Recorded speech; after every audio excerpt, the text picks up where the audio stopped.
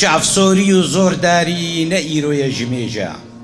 ئەڤ هەلبەستە هات نۆت و سیا دەبڕاستی هاتە نویساندن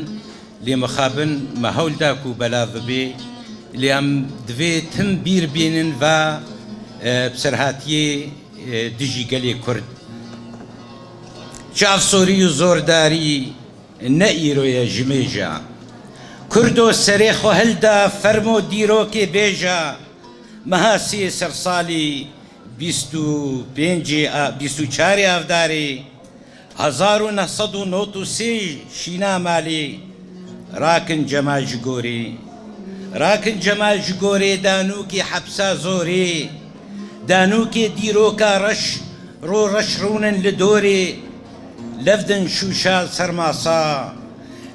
şûşal sermasa vexwin xwînê bi aştî vekin devê zindanan tev bû goştê biraştî şîva şêstî sînema paşîva not û siya deng û zarzar çûn ezman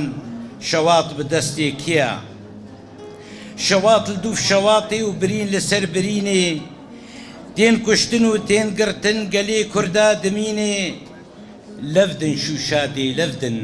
vexwindê vexwin ji xwînê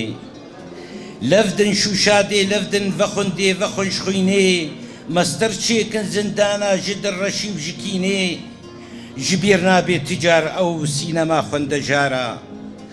dijmin bi kîna xwe sot ji kulîlk û rîhana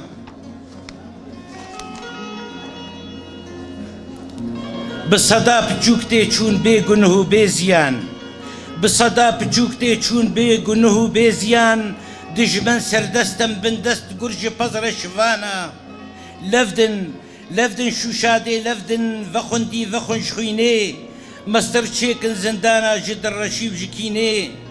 reşe dîroka reşa nivîsiye ji xwînê belavkin dê belavkin de alem tev bixwînê vekin rûpela vekin temaşakin binêrin